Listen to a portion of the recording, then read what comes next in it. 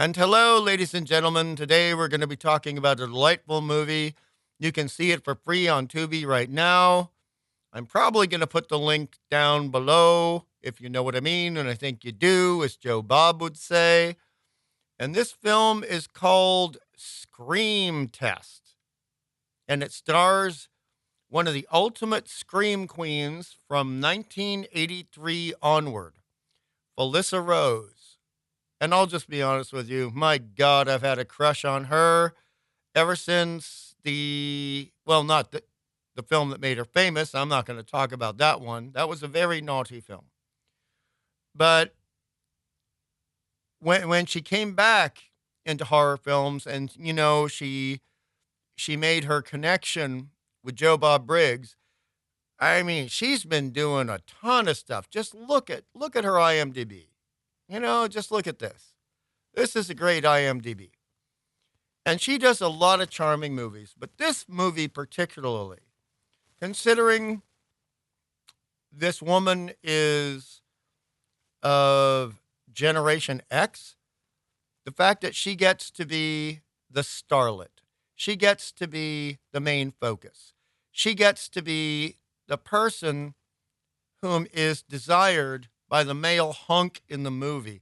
I've always wanted this in a Felissa Rose role.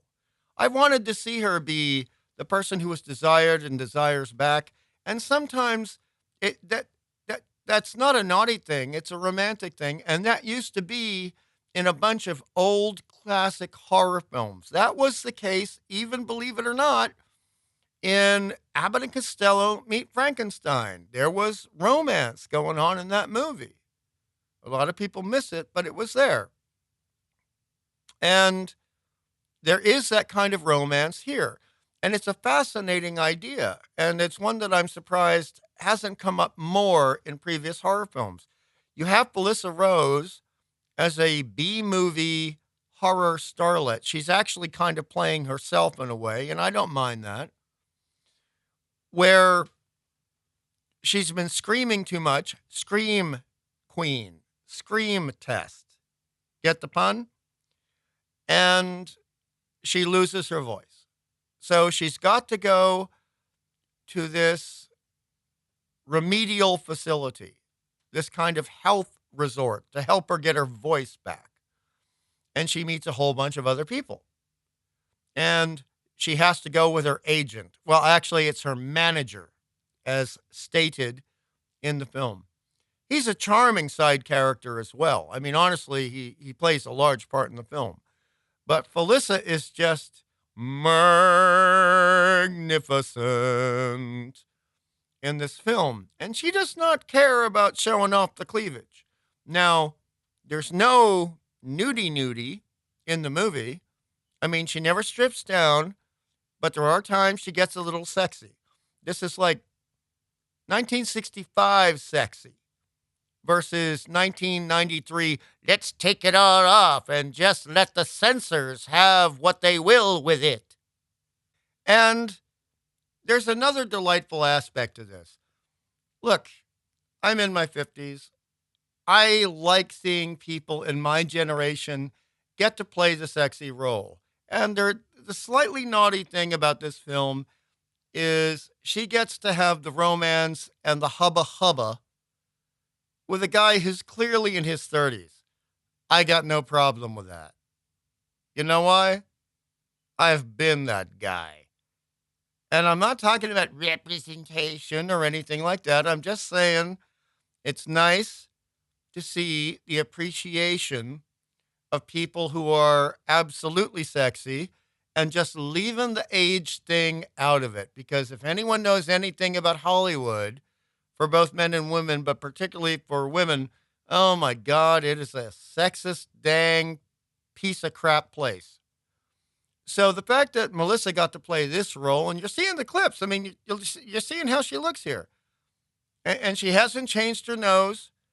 She hasn't gotten bootay implants. Those are her natural, well, let's just say it's her natural décolletage. She ain't changed nothing. That's the way God made her. And that proves that God loves us. You hear me, Felissa? The way you were made proves that God loves us.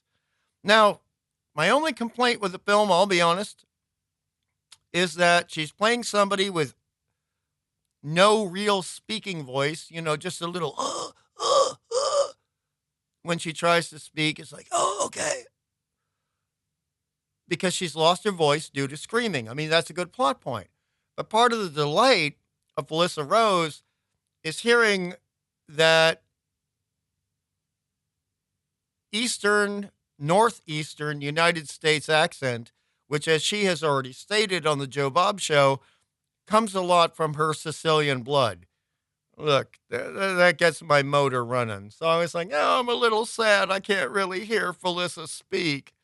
But her acting, look, when you maybe this was the reason for it. I don't know. Maybe she wanted to show how well she could physically act. And she did. You know exactly what her character, who is a scream queen, who is, having to recover her voice in order to keep her career going, she's got to write down things on notepads.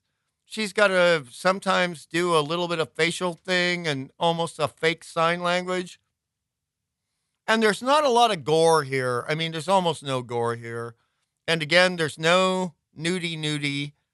And is some of the language a little bit harsh? Yeah.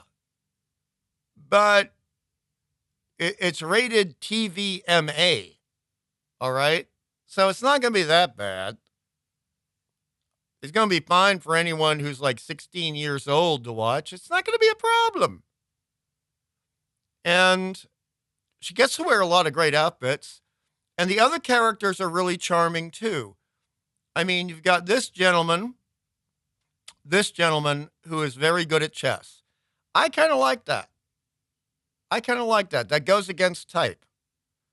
And I like the fact that the manager is, in one way, very, very supportive, but in the other ways, he's showing himself to be, at times, a little weasel.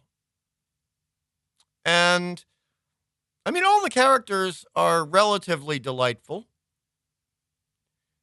And the conclusion is satisfying. But this is very much, don't get me wrong, this is a combination of a very light slasher movie, but also a very kind of 1943 horror film.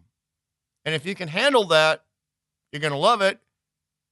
And until Tubi takes it off the air, and, Tubi's a little bit unpredictable with that. Bear that in mind. It's not going to be there forever. It's not like YouTube. You might want to check it out. I honestly think check it out, especially for Felissa. And the camera work was not bad, and most of the sound work, almost all of the sound work was great. So what do you have to lose? Anyway, happy Halloween. Take care and enjoy some pumpkins and jack-o'-lanterns. Love you all. Bye-bye.